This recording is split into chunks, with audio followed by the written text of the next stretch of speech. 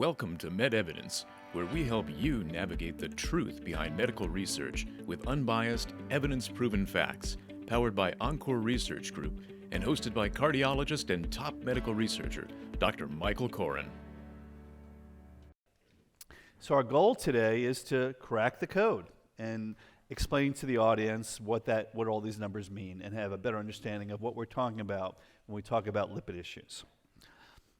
All right, so we like to do a lot of audience participation here, so let's do a show of hands about knowing your numbers, which is very important when we talk about cholesterol lipid issues. So show of hands. Number one, who here can say, yes, I know my cholesterol numbers and I know what they mean? Show of hands. That's pretty good. We have a very educated audience. Number two, yes, I know my cholesterol numbers, but I don't know what they mean. Okay, there's a few. Those are probably the honest people. Not all doctors know what they mean. 3, no, I don't know my cholesterol numbers. And we have a couple of hands there. Okay. Most people do. That's a good sign. Okay, well, we can help with that. We can actually help you know what your cholesterol numbers are during this process of education and ultimately having those numbers checked by us free of charge.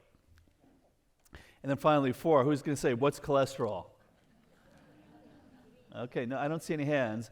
So that means we don't have to have a remedial session in the parking lot. So that's good news. Yes. All right, so moving on, why don't you start us off in telling everybody what is cholesterol? Even though they said they didn't know, we'll go through it anyway. And basically, it's a fat that is absolutely essential for life. Every cell membrane has a piece of fat in it, and cholesterol is the fat. All animals have it, not in plants. And it's so important that every single cell makes their own cholesterol, except our eyelashes. So That's a trivia question if you ever get asked that on trivia at a bar. But the important thing is not only do we have to have it and the cells are making it, but it's a fat, and fat doesn't like to hang around in the bloodstream because the bloodstream's mostly water, and you know, fat and water don't like to go together, and therefore we need the lipoproteins. And the lipoproteins are actually what we'll talk about when we talk about your cholesterol levels. And again, our body makes all the cholesterol that we need. In fact, it makes too much sometimes, and that's why we need to get it out of the system, put it in the bloodstream away from the cell that made it in excess, and get rid of it. Yeah, and this is really a very important point, this last bullet point. Our body makes all the cholesterol we need. So excess cholesterol needs to be cleared from the body. A lot of physicians don't understand that. And the easiest way to understand that is, who here is a vegetarian? Okay, not too many. I don't see anybody. But when you take a vegetarian and you check their cholesterol, do you find anything?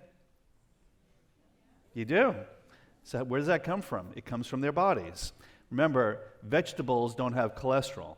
Cholesterol is from animal products only. One of the things we like to remind people when they ask us, is there cholesterol in something? If something that you're eating has a mother, it has cholesterol in it. Mm-hmm. That's the easiest way to understand it. Yes. Animals have cholesterol. They make cholesterol. Plants do not. So if you're a vegetarian, you're not eating any cholesterol, but your body still has a lot in it. So the stuff in your bloodstream is what your body's trying to get rid of. Okay, audience question. So where do we get, this is really to see if you're paying attention. Where do we get most of our cholesterol? 1, from food from animals. 2, our parents. 3, the government. Or 4, our body makes it. Okay, anybody say 1? A couple. Our parents? A couple. The government? Okay, and our body makes it. All right, that's the number one source where we get it. A very, very important point. Okay, so what is a lipoprotein?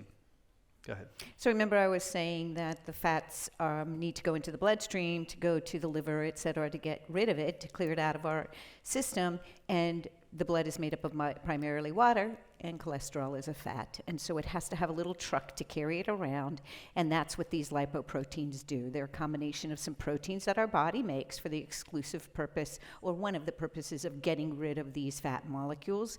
They're also involved with, like it says here, hormone production, telling other cells what it is they need to be doing. So they're very important particles. And they contain the cholesterol, triglycerides, and this protein component, as well as this phospholipid that helps it attract these fat molecules so they can carry them around.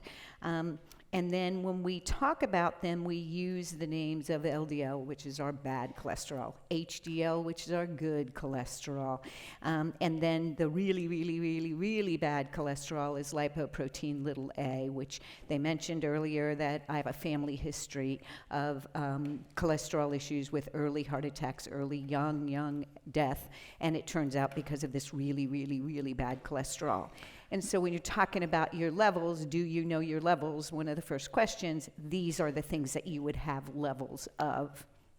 So a couple of things. One, you're very passionate about lipoprotein little a. Yes. I don't know if you want to share some of the reasons for that. Sure. So I lost my sister unexpectedly at 53 years old, and went and saw a cardiologist. And he said, well, let's test this lipoprotein little a on you because you have a family history. My father had his first heart attack at 29, had 3 bypass open heart surgeries, and then died at age 55. My grandfather had died at 42, and then my sister died at 53. And lo and behold, I had an extremely high lipoprotein value. And because of that really, really, really, really bad cholesterol, I have to watch the other cholesterols as well. Yeah. So this is a very important point, this last sentence. So when people talk about their cholesterol or their blood cholesterol, they're really talking about lipoproteins. And lipoproteins are these complex molecules that you can see up here that contain different fats. And they also contain protein. And that combination of fat and protein allows them to circulate in our bloodstream, and ultimately to deliver lipid molecules and cholesterol particles to our liver so our body can get rid of it. Is that clear? Okay, very important. So lipoproteins are the key thing. Cholesterol. There are trucks. Our Yes. trucks for taking our cholesterol out of the system so it's not in the bloodstream causing issues. And this is a picture of the different types of lipoproteins. So the chylomicron, which is on this side of the slide, is a really big particle that comes out of the gut. And that is a dietary fat that gets into our systems that has to be processed into these other forms of lipoproteins. So chylomicrons can turn into VLDL, and then ultimately, all the way on this side of the picture, you'll see HDL, which is the smallest, densest molecule, and that's the one that's the most favorable package. And both LDL and HDL can bring their lipid particles to the liver and ultimately work with the liver to get rid of that cholesterol and fat, but HDL is particularly efficient at doing it. And that's why people who have higher HDL levels tend to do better. But our body can also get out cholesterol through LDL, through something called the LDL receptor. And a lot of the medications that we use to treat people with high cholesterol work by making that LDL receptor work better. Any comments about that? No. Okay. All right.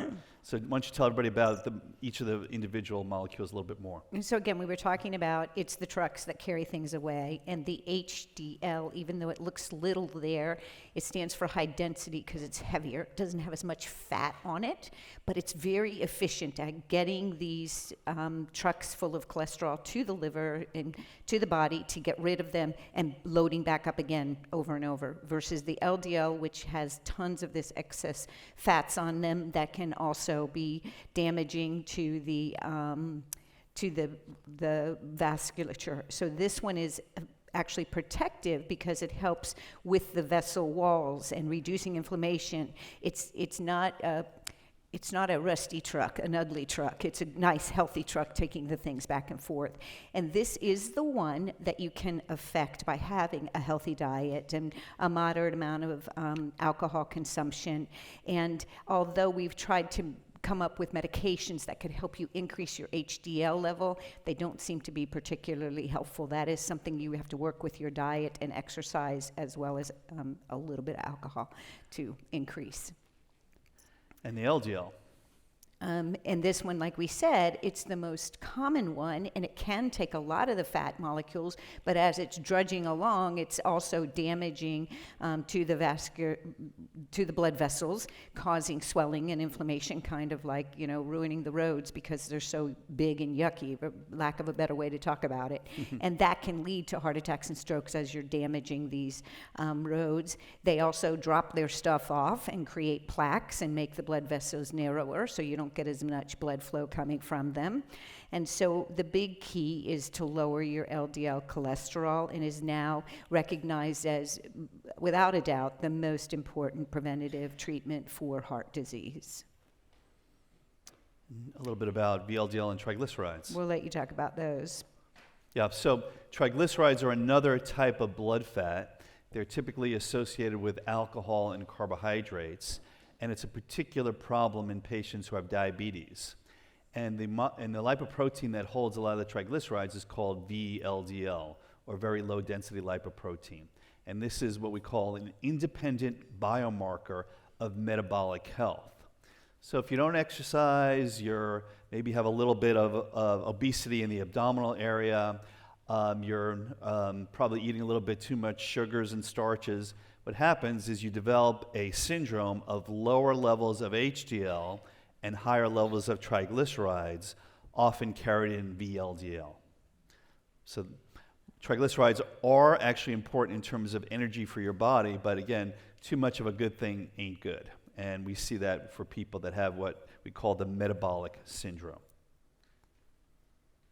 And one of the tools that we use to assess risk is looking at the ratio of triglycerides versus HDL. So in a perfect world, your triglycerides should be 100 or less, and your HDL should be 50 or more. So that ratio should be 2 or less if it was perfect. But unfortunately, most of our patients don't fall into that category, and we may see this ratio of even over 10, which means that your risk of having complications of metabolic syndrome or cardiac complications of having a high cholesterol or fat content are higher than most people. The other thing that you might hear, and I'll just go through this quickly, is something called apolipoprotein B. And I don't know how well you can see it on the picture here, but with all these different lipoproteins, there is a protein component that it's usually one or two of these proteins that are attached to each of the lipoprotein molecules. So what that allows us to do is to count the number of particles. And because the size of the particles can vary, some doctors like to actually count the number of particles, and they can do this indirectly through apolipoprotein B. So if you have something called an advanced lipid profile, who here has gotten an advanced lipid profile in their life? And had one of these levels given to them. So if you had an advanced lipid profile, chances are you had this measured. But it's not part of routine practice, and we don't always do it. For some people, it's useful. But we just want to educate everybody that this apolipoprotein B is the protein component of the bad lipoproteins. And that includes LDL, VLDL, and lipoprotein little a. All right, so let's go back to audience participation. Know your numbers. Which of the below represents a favorable level of LDL? And these are the choices. Less than 100 milligrams per deciliter, less than 2.5 millimoles per liter, less than 70 milligrams per deciliter, less than 50 milligrams per deciliter, or as low as possible, especially if you've had a history of a heart disease and stroke. So who says 1? Couple. Who says 2? Who says 3? Who says 4? Few. And who says 5? All right, we have a very smart audience. And that's the answer. And the reason that's the answer is that the number is a reflection of what's happening in your body in terms of its ability to remove cholesterol. But the way we treat the number is a reflection of your risk. So if you're a very low-risk person, you can tolerate higher levels of LDL cholesterol. And that might not be the worst thing in the world. So for example, a pregnant woman who is in a very rapid metabolic state and is providing nutrients for a fetus needs to perhaps have more of these nutrients circulating. But say another person who's older and has had a heart attack or a stroke, we want that LDL to be as low as possible because, again, we view it only as a molecule that can cause collateral damage. We don't actually need it because all the cholesterol we need is made by the cells. And then to jump in the numbers themselves, the general recommendation for the population is for all of us is to have an LDL below 100 milligrams per deciliter, even if you're a healthy person without heart disease. Answer number 2 is a little bit of a trick question because 2.5 millimolar is about the same as 100 milligrams per deciliter, but that's the way it's reported in Canada and in Europe. So a lot of other places in the world, we use nanomoles or millimoles rather than milligrams. And I don't want to get into the chemistry of this, but they're essentially the same number, 1 and 2. Number 3 is less than 70 milligrams per deciliter, which is what we recommend for anybody who has had a history of heart disease. And less than 50 is the recommendation for some folks who are at really, really high risk. So if you've had a heart attack or a stroke and you have diabetes, you really should be below 50. But answer 5 really covers it for everybody, is that you should be as low as we can get you, as long as that's, 1, comfortable for you, and 2, that it's appropriate to your degree of risk. And this gets into some of the numbers. So when you get a number back, there is a detail that's really important, and that's how they got the number. And again, we don't expect the average person to understand this, and as Vicki and I mentioned, not all physicians completely understand this. But the most common way to report out a LDL cholesterol number is something called the Friedewald equation. And you're not actually measuring LDL directly. You're coming up with that number based on an equation that you can see on this slide, which is TC, total cholesterol, minus the HDL, which is more easily measurable, minus the triglycerides divided by the number 5. And that's an approximation for what the LDL is. But nowadays, more and more labs can directly measure LDL, so you get a more exact number for the LDL. Now, there are certain circumstances where the direct measurement is really important. So, for example, if your triglycerides are high, then the equation that I'm showing you becomes far less accurate. And in that situation, you probably should get a direct measurement. In fact, some labs won't even do the indirect measurement if the triglycerides are above 400 or 350. The other place where this gets as important is when you're being treated. So when your LDL is getting to the lower levels, the Friedewald formula does not work as well. And for those people, for example, let's say you have a very serious situation where you've had bypass surgery and you're diabetic. Well, we want you to get your LDL down to 30 or 40, and we're going to use some advanced drugs to do that. And if we really want to know where you are, then you should do a direct measurement rather than an indirect measurement to make sure that you're in a safe range for your LDL cholesterol. All right? All right. Go ahead and talk about some of the good news and bad news about the cardiovascular disease statistics. So over the past 30 years, we've had lots of better treatments and diet and awareness, and cardiovascular deaths did decrease over that period of time by 50%. We had ICUs developed. We've had, just more awareness of this, including the LDL issues and statins, but we've been pretty stagnant since then, and that's the bad news, if you can click. We've had no progress in the past 5 to 8 years because there's not been any more drugs on the horizon, and in fact, things got a little bit worse for a little while, possibly related to COVID, but just overall. And these are some of the bad news statistics, and the important one is it's going to rise even in the next 6 years by 2030. And that's where he was talking about we're beginning to understand other methods to help with your LDL issues, whether it's LPA issues or helping you get rid of it rather than statins, which help you not make as much of it. We can help you dump much more of it.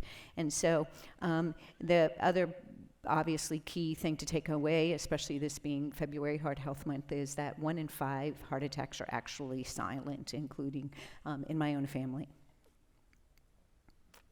And so here is again the big difference, and you see that it went up and it went up, and then all of a sudden kind of went down, and that was an issue with figuring out some of the issues with the medications that could help, as well as ICUs, et cetera. And now you see that there's this last thing of 2015, where it's talking about a thing called a PCSK9. That's a little... that's the thing that he was talking about that's on the liver, that's called a receptor, because the LDL comes to the liver and the liver takes it in and gets rid of it. And we now know that you can have defects of that little grabber, if you will, of taking in the LDL, and that's a PCSK9. And we do a lot of research. Dr. Koren has been instrumental in some of the leading studies in the world for this and has published. We can show you some of the things he's published on this. Yeah, so the key elements of this slide, again, this is looking at all cardiovascular deaths in the United States since 1900, and they increased rapidly and peaked actually around 1980. And then some of the innovations that Vicki mentioned started to kick in, including statins. And we actually saw that the number of cardiovascular deaths went down despite the fact that the population was going up. But unfortunately, that trend changed in around 2015. So we now have to redouble our efforts to tell people about the problems with cholesterol and also get treatment for people. And one of the realities is that it's sometimes very difficult to get advanced treatments because they're so expensive. And one of the nice things about research is that we can help people with that. So there's a lot of reasons why we're not necessarily getting to where we want to be in terms of getting that trend to go back down, but we're here to try to educate and help people. And this is what you were referring to in terms of the impact of COVID versus other elements of cardiovascular death. So we have circled here the heart disease and the stroke, which are the obvious heart consequences. But, you know, we did have a huge contributor of nearly 350,000 people as of 2020. And again, it was only around for 3/4 of 2020. And many of those people died because they had underlying heart disease, but it was a COVID death. And many of those weren't having autopsies. We didn't, go near some of those patients not understanding the disease. So that number could even be larger. And it's just so interesting to look at and how much awareness and activity we have around all of the cancers, which again is a horrible disease, but pales in comparison to the number of deaths that we have. Yeah, and again, I find this very sobering, is even during 2020 when we saw the worst of COVID deaths, remember that was the most virulent form of COVID that we were dealing with in the beginning, that the number of cardiovascular deaths in the United States was more than twice as much. Mm-hmm. So this is still the number one killer of Americans and people in many other places around the world. All right, fighting heart disease. Which of these interventional measures has had the biggest medically proven impact on heart disease? Exercise, Mediterranean diet, statins, multivitamins. Do you want to answer that one, Vicki, or do you want to give it to the audience? Show of hands. Who picks one? Who says one? Who picks two? 3? And then 4. Nobody picked 4. So you're right. 3, statins has been the biggest contributor to medically proven impact on heart disease. It's nice when you add that to a Mediterranean diet and exercise, but in and of itself, you can still eat poorly and not exercise, and if you take your statin, your risk is going to be less. It's not going to be great, but it's still going to be less. Yeah, and this is not to say that exercise and good diet isn't important. They're very important. And exercise does a lot of very important things, not only from the standpoint of living longer, but living better and feeling better. But when you actually look at the statistics, what makes the biggest difference in terms of reducing heart attacks and strokes and death related to cardiovascular disease, none of them come close to statins. So we want to make sure that everybody understands that they're important parts of the way we treat patients. And this is, this is a little bit wonky, but this just shows you when people say, well, what's the proof for statins? The proof is summarized in this slide right here. These are all the different studies that were done, blinded, highly scientific studies from around the world. And every study that shows that statins work has a point on this side of the graph. And any study that shows that statins don't work would have a point on that side of the graph. And you can see there are no points on this side of the graph, and all the points are on that side of the graph. And now this is looking at now over a dozen studies here, and this slide is a little bit old, so there are over 20 different scientific studies, and they all show the same absolute results, that statins save lives, reduce heart attacks and strokes. So that's important. In fact, if you look at these data, for every millimolar per liter reduction in LDL cholesterol, you reduce heart attacks and strokes by 21%. And that's equal to about 38.5 milligrams per deciliter. So roughly 40. If you lower your LDL by 40, you're going to improve your risk quite a bit, 21% in fact. Okay. But even though statins are important, there's some limitations. And we just showed you that it was extremely important, and it does help. People cannot take it sometimes because that might not be the only thing that's going to be useful. So to say that it doesn't work because it didn't help one particular or one category of individuals is important. And again, comes back to that LPA. You can take statins all day long, and it may only help the LDL a little bit, because as we'll talk about LPA a little in a moment, you may need a second cholesterol medication. Some people just do not tolerate statins, although many studies have been done that show that some of the intolerances are the same, whether you take a placebo or the statin. And there are situations where you can't use it. For example, we talked about a pregnant woman, and there are very few, but they do exist, medications that interact adversely with statins, so you wouldn't want to use them. And like we said, some lipoproteins just simply do not respond, such as lipoprotein a. And some people, one of the bigger reasons that I've been hearing about lately is just a conspiracy theory in a variety of ways about statins, including recently. Yeah, I've seen newspapers that have said things about statins. Well, they're not all that they're cracked up to be, and they don't actually negate the data showing that they save lives, but they'll talk about somebody, one person that had muscle aches related to statins, which is true, it can happen, but then they'll go on and on and on about that one person and not talk about the 100 people who didn't have a heart attack or a stroke because they took them. Or thousands. So you have to be very careful about sensationalism in the media. All right, well, this is your baby, the really, really, really bad cholesterol. And so I mentioned earlier that my family has a history of this lipoprotein a, which is something that we've known about for a long time. We only routinely, not even routinely, I wish routinely, check for it. And it is something that is significant if there is a family history of early cardiac death.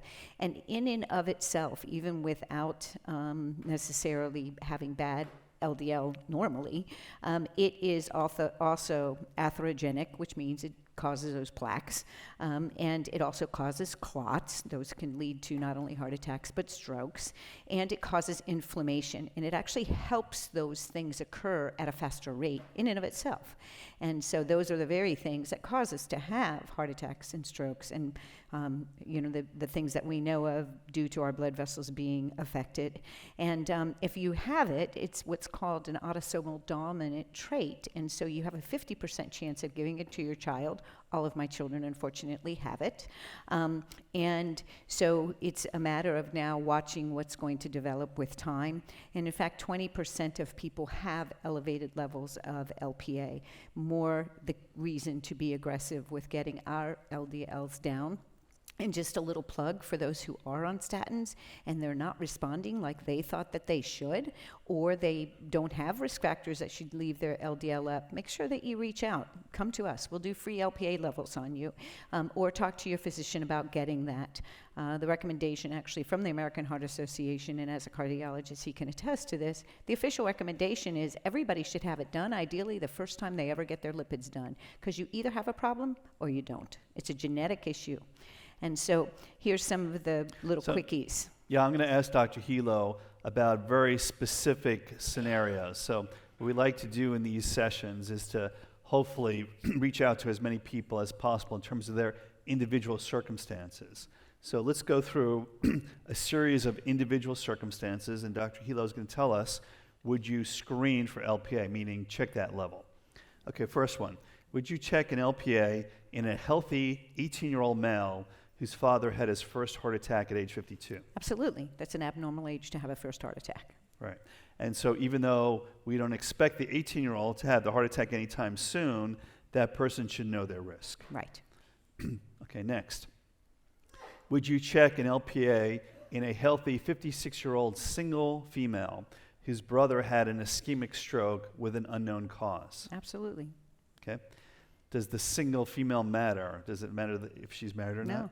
No. So that if she was a married female or any other status, she should have it. Right. Because her brother is somebody that got the gene, we think, and she has a 50-50 chance of having it. Right. Okay. And it's just so easy to do and know. Okay. Would you check an LPA in a 45-year-old plumber named Mr. Wrenchworth, whose LDL remains over 150 milligrams per deciliter, despite being on high-intensity statin therapy? Exactly. That's what I was referring to before. You have that LDL that just doesn't seem to respond or is not responding as nicely to even high-intensity statin. You got to look further. Yeah, and that's a really important point. Again, a point that not all physicians are even aware of, which is that statins do not lower Lp(a), but in an indirect measurement, the LPA will show up as LDL. Because you're not measuring it directly, you're measuring it indirectly. So the LPA will be one of the things that's left over, and that will show up as LDL. So very, very important point. And we can help Mr. Wrenchworth clean out his pipes. Yep. Sorry for the dad joke.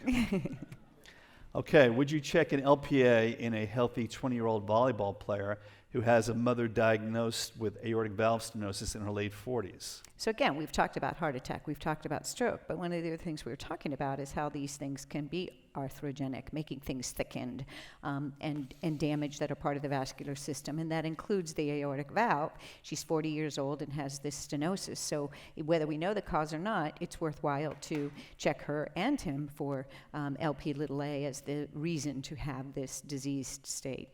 If she played pickleball instead of volleyball, would that make a difference? No.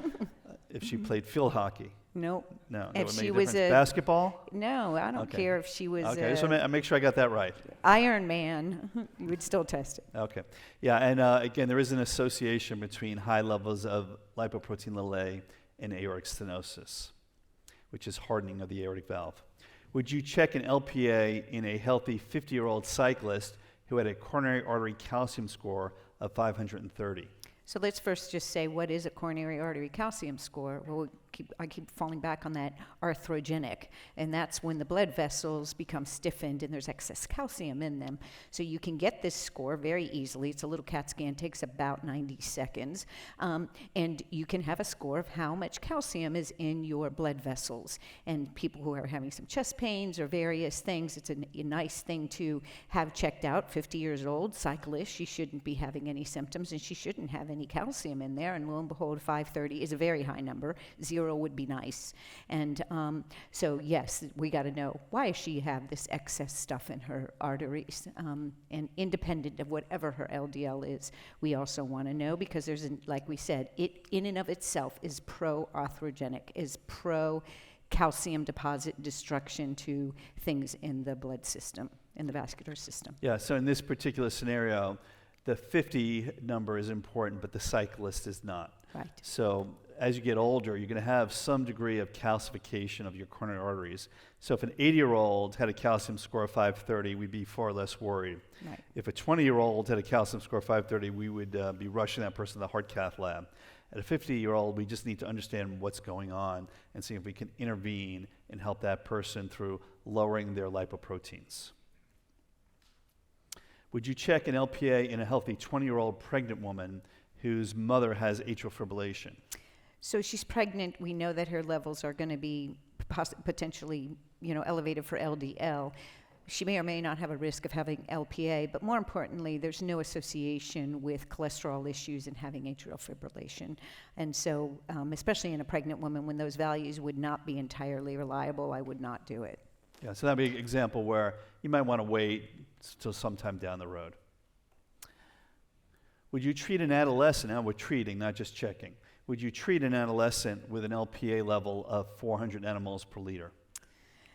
Again, 400 nanomoles is a lot of LPA, and we know that there's a risk of there being an issue. But they're an adolescent, and it's a funny thing to test adolescents for things, never mind treat them, because values can vary considerably. But I certainly would look a little further into maybe doing a calcium score on him. Be rare that there would be an issue going on there, but I would look a little further before I would consider treating him. All right. So we're going to finish up our comments, and then we'll open this for audience questions. But another really interesting area right now is the connection between cholesterol issues, lipoproteins, and Alzheimer's disease. And we're about... And longevity in general. Absolutely. Some of the absolutely. issues. And we're doing a study right now that's looking at a molecule to lower LDL, raising HDL, and maybe also having positive effects in Alzheimer's. So I don't know if you want to comment on that, about the lipid invasion model briefly? No, I'll let you do that one. Okay, I'll handle that.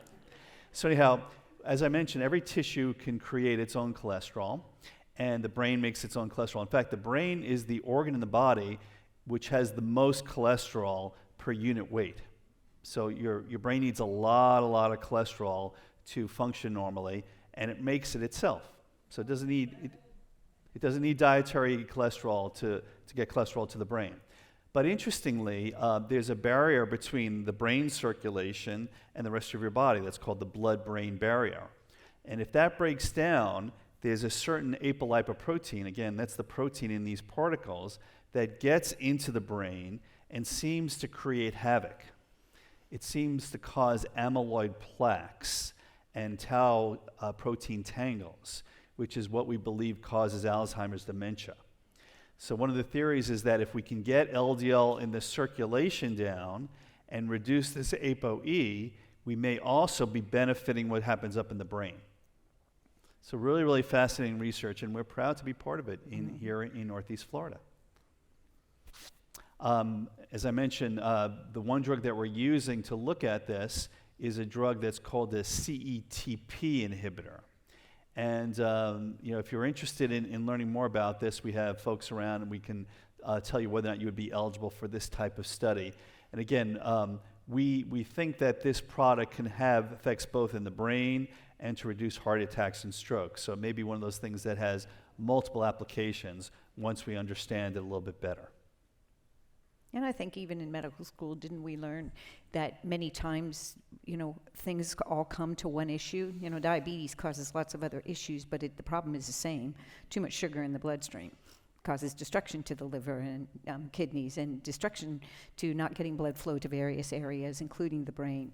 And so, it's very possible that all of these cholesterol issues and rise in heart disease that we saw numbers of people increasing with heart disease back on that slide, we weren't looking at percentages. We were looking at absolute numbers of people that were having issues even when the population wasn't growing at that rate. And so it's very probable that they're related. So old folks with high cholesterol live longer. Are you hiding this information from us? Well, right. Remember... so just to frame this a little bit, so we hear from audience members, not you guys per se, but from people in the community, that it's all a medical conspiracy. We're just trying to sell you drugs and make a bunch of money off of you by scaring people. We hear this sort of thing. Mm-hmm. And one of the little bits of evidence that people will present to us is, well, I read that old folks with high cholesterol live longer. So what are you hiding? So... this is our response. The first one is humada. Like, I don't know if you're... Does anybody remember where that comes from? It comes from the old Honeymooners series. Jackie Gleason used to say that when Alice caught him in a lie. He would say humada. So we just threw that in. Number 2, the government must be hiding something. Well, everybody likes to blame things in the government. In this case, I think they're probably free and clear. Mm-hmm. Don't believe what you read on Facebook. There's going to be a lot of conspiracy theory information out there. Or, because our bodies make cholesterol, as we talked about, healthier older people make more cholesterol than sickly elderly people and live longer. So, which of these things makes sense? number 4, of course. So the reason older people with high cholesterol live longer is because their bodies are working better. And we already discussed the fact that the cholesterol in your blood is the extra stuff that your body's trying to get rid of. Does that all make sense? Okay. Clear as mud. And these are some studies that show that. So again, this is the difference between lowering cholesterol to treat people, when really we're just trying to help the body get rid of it, and understanding that people who don't have heart disease, who are in their 80s or 90s, don't need it to be treated because it's a reflection of the fact that their bodies are working appropriately. And again, it's higher levels of cholesterol, and we talked about the HDL versus the LDL, and these people tended to have a healthier ratio that we showed you earlier than those that don't. But again, their cells are the ones that are making it, and we're getting rid of cholesterol we are making that is in excess. And these are some of the studies that we're currently enrolling patients into. We talked about the PCSK9 inhibitors that help the liver get rid of LDL cholesterol. We're doing phase 3 clinical trials now with Merck on a pill that can do the same thing as an injection. So right now there are 2 injections on the market for blocking PCSK9. One is called Repatha, the other one is called Praluent. And then there's something called Leqvio, which is, quote, a cholesterol vaccine, and we'll talk about that in a second, which actually blocks the body's ability to make PCSK9. So we're doing work in all those areas. We talked about the drug that may be good for both cholesterol and Alzheimer's. That's called obicetrapib, you can see here. Mm-hmm. So we're working with that. And we're also working with things to reduce Lp(a), which are specific for that molecule, which is different, as we pointed out, than LDL cholesterol. And getting to the, quote, vaccine, I call it a vaccine in quotes because it's not a vaccine like a COVID vaccine or a flu vaccine, but it's a vaccine in that it's an injectable drug that you just give twice a year. And it prevents your body's ability to make this bad protein called PCSK9. And other studies are looking at other injectable agents that will have even a longer life after you inject to people, that will prevent your body from making PCSK9. So this has the concept of a vaccine, which is that you get it infrequently, maybe every 6 months or once a year, and it protects you against that bad actor for an extended period of time. But not everybody has elevated PCSK9, and so it may not be something that will work, and you'll know that pretty much after the first vaccine. It's either going to kind of work and help you get rid of that LDL or not, for the most part. Everybody makes some PCSK9, some make more than others. It's uniformly pretty successful. So this is actually a study that I'll be presenting at the American College of Cardiology meeting, international meeting in Atlanta on April 6th. If you're in Atlanta, come by and take a listen. We're more than happy to have you. But this is a major international conference with literally cardiologists coming from all around the world, and I'll be giving a talk about this particular product. And actually, the data from this particular study show that everybody that was treated had at least a 30% reduction in their LDL cholesterol. So these drugs are actually pretty consistently effective. Thanks for joining the MedEvidence Podcast. To learn more, head over to medevidence.com or subscribe to our podcast on your favorite podcast platform.